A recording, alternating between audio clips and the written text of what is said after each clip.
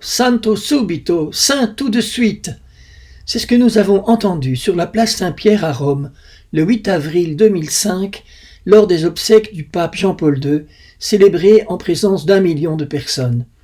Des milliers d'entre elles ont demandé en criant et avec des banderoles la canonisation immédiate du pape polonais, décédé quelques jours auparavant. Il faut dire que le pape Jean-Paul II a marqué l'histoire du XXe siècle. Premier pape non italien depuis des siècles. Premier pape issu de derrière le rideau de fer. Quand Karol Wojtyła est élu en 1978, n'oublions pas que nous sommes toujours en pleine guerre froide avec le rideau de fer et le mur de Berlin. Un pape qui a contribué à faire tomber le mur de Berlin et qui a été victime d'une tentative d'assassinat probablement fomentée par le KGB. Un pape élu à 58 ans et dont le pontificat est le 3e plus long de l'histoire, près de 27 années. Le pape qui a inventé les JMJ et qui a rassemblé des millions de personnes au cours de ses 104 voyages apostoliques. Un pape qui a révolutionné la vision chrétienne de la sexualité humaine à travers ses catéchèses sur la théologie du corps.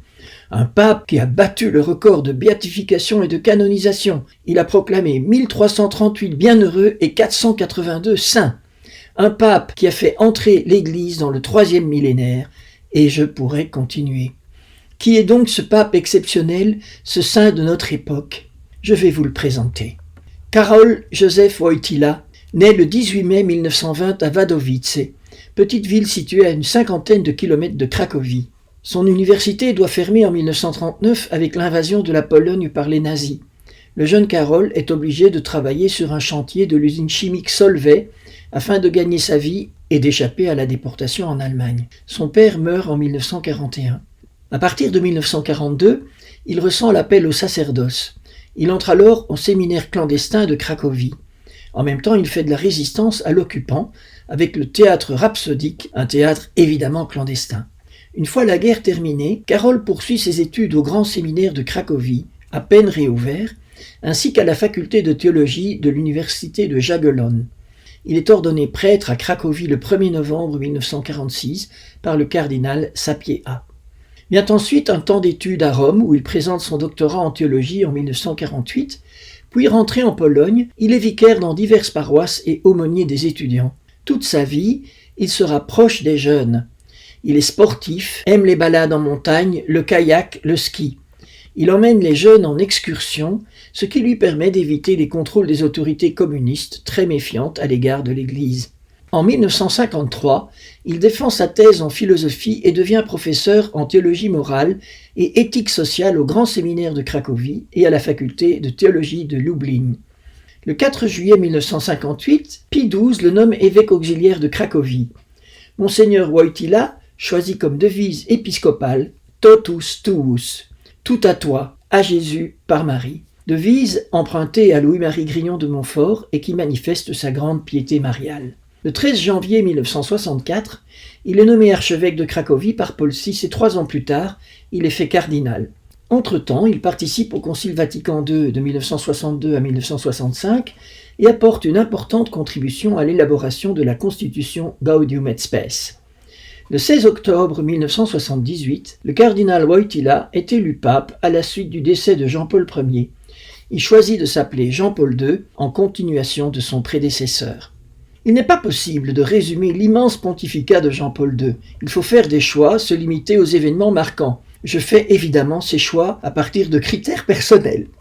Jean-Paul II est le pape de la théologie du corps, qui offre une vision chrétienne renouvelée de la sexualité. Il s'agit du premier enseignement majeur de son pontificat et du plus long enseignement jamais donné par un pape sur le même sujet. Son premier voyage en Pologne est marquant. Les autorités communistes ont peur de cette visite. Le peuple polonais est immensément fier d'avoir un pape issu de sa culture. Jean-Paul II est accueilli en triomphe. Il soutient explicitement Solidarność et Lech Walesa. C'est le début de la chute du communisme. On reconnaît généralement que Jean-Paul II a joué un rôle, au moins indirect, dans la chute du communisme. Et clairement, l'URSS et les pays communistes voient d'un mauvais œil l'avènement d'un pape polonais à la tête de l'Église. C'est ainsi que le 13 mai 1981, Mehmet Ali Akka tire 3 balles sur Jean-Paul II au cours d'une audience sur la place Saint-Pierre. Le pape est grièvement blessé, mais il survit au grand étonnement du tireur professionnel qui dit ne jamais rater sa cible.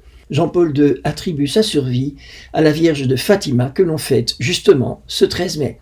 Suite à cette blessure, il écrit aussi un texte magnifique sur la souffrance, la lettre apostolique Salvifici Doloris, la souffrance salvifique, en 1984. Cet écrit du pape fait partie de sa grande production. 14 encycliques, 15 exhortations apostoliques, 11 constitutions apostoliques et 45 lettres apostoliques. En 1985, Jean-Paul II lance les Journées mondiales de la jeunesse, les fameuses JMJ, qui seront organisées dans différents pays du monde et qui vont regrouper des millions de jeunes. On saura au ciel l'impact incroyable que les JMJ ont eu sur les jeunes, sur les vocations, sur le développement de l'Église dans le monde entier. En 1994, il lance les Journées mondiales des familles avec un objectif analogue pour les familles du monde entier. Jean-Paul II est aussi le pape qui a fait passer l'Église dans le 3e millénaire avec le grand jubilé de l'an 2000 et sa lettre programmatique Novo Millennio Ineunte où il propose un véritable parcours pastoral pour l'Église du 3e millénaire.